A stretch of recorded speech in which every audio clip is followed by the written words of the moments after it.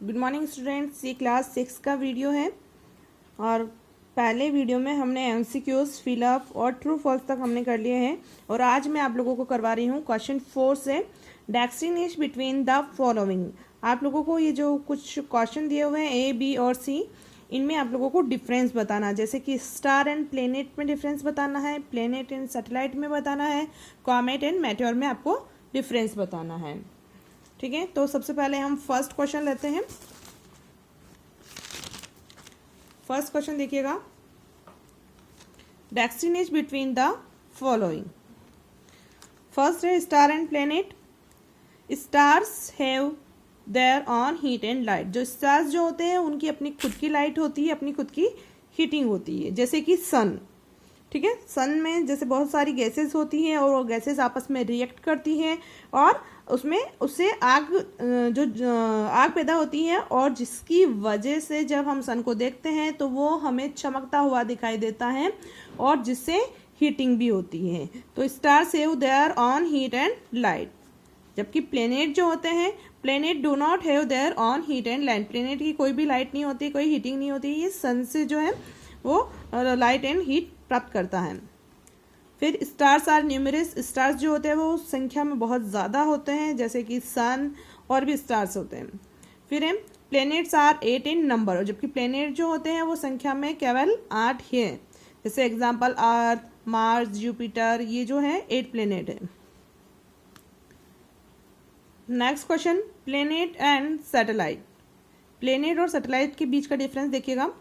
Planet revolve around the सन। जो planet जो होता है वो सन के रिवॉल्व करता है, जबकि सैटेलाइट जो होता है वो प्लेनेट के रिवॉल्व करता है।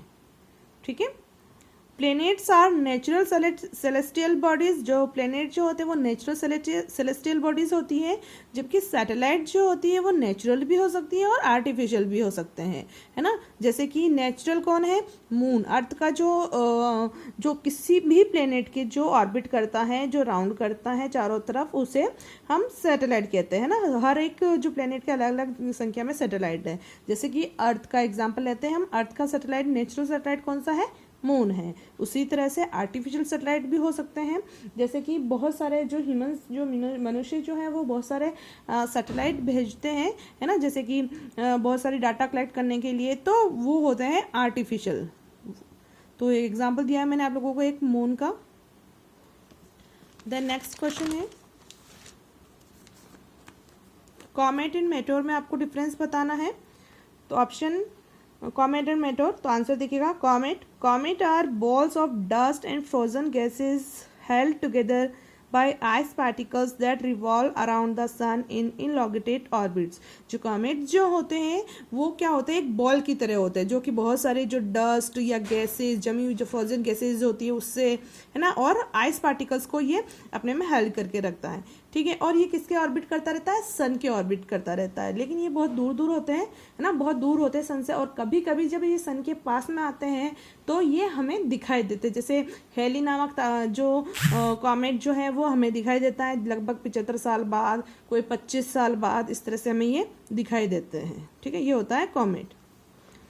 देन मेटेओर क्या होता है, meteors are the smaller piece of rocky material. जो मेटेओर जो होते हैं वो चट्टानों के जो छोटे छोटे पेबल्स जैसे टुकड़े जो होते हैं वो होते हैं मेटेओर, जो क्या करते हैं, that burn when they enter the earth atmosphere from space. लेकिन जब ये कभी कभी क्या होता है कि ये अर्थ के एटमॉस्फेयर में जब आ जाते हैं तो ये फ्रिक्शन की वजह से, फ्रिक्शन मतलब घर्षण की वजह से, जिसकी घर्षण की वजह से ये जल जाते हैं और ये हमें जलते हुए दिखाई देते हैं, जिसे हम शूटिंग स्टार भी कहते हैं। नेक्स्ट क्वेश्चन आपका, गिव रीजन। फर्स्ट क्वेश्चन है Mercury is the hottest planet while Neptune is the coldest. तो आंसर है Mercury is the hottest planet because it is nearest to the sun and Neptune is coldest because it is last planet in solar system and don't get sunlight at least it far away from the sun. इसे मैं आप लोगों को एक diagram से समझाती हूँ, देखिएगा। जैसे क्वेश्चन में कहा गया कि जो मरकरी, ये देखिएगा, सोलर सिस्टम का मैंने एक डायग्राम बनाया, ठीक है, सन और इसकी ये 8 प्लेनेट और ये एस्ट्रॉयड बेल्ट, ठीक है, ये हमारा सोलर सिस्टम है।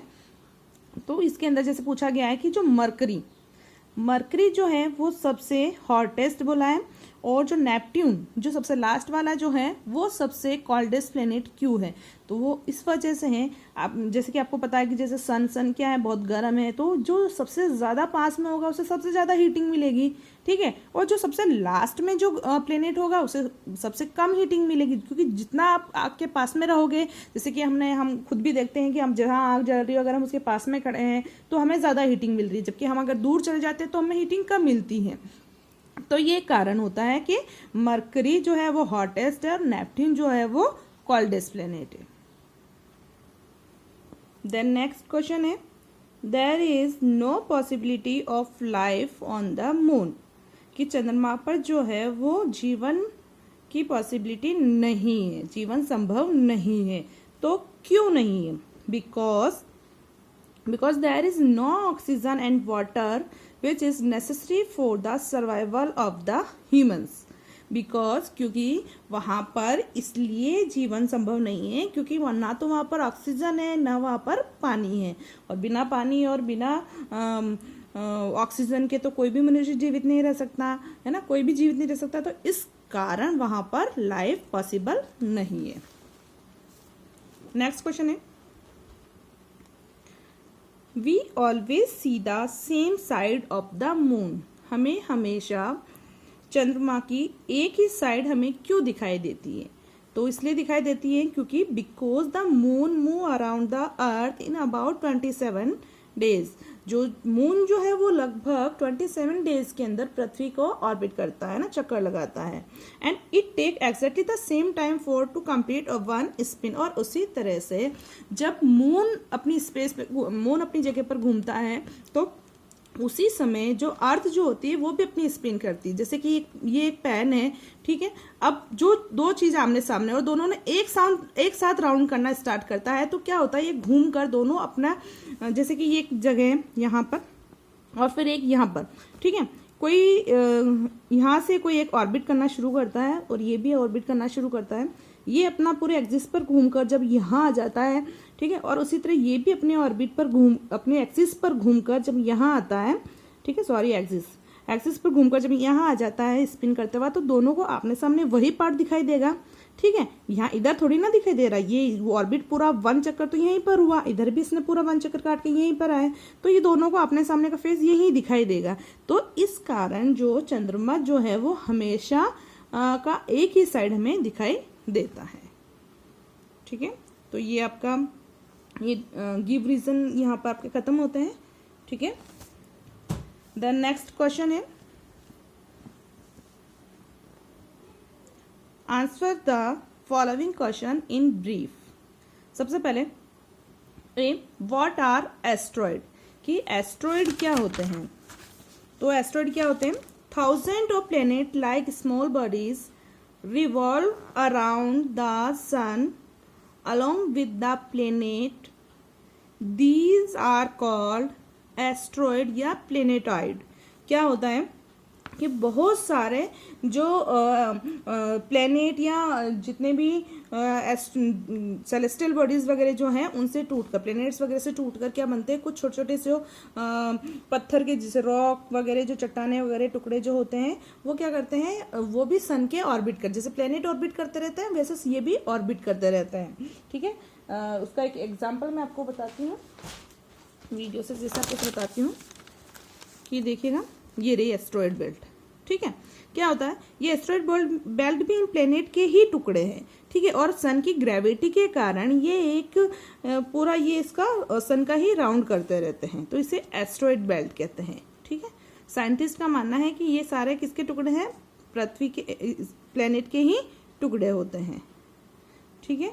ये चट्टानों के टुकड़े होते हैं, ठीक है, प्लेनेट जैसे टूट कर जो विस्फोट के कारण जो टूट जाते हैं और वो इस एस्ट्रॉयड बेल्ट के अंदर ऐसे राउंड करते रहते हैं, ठीक है।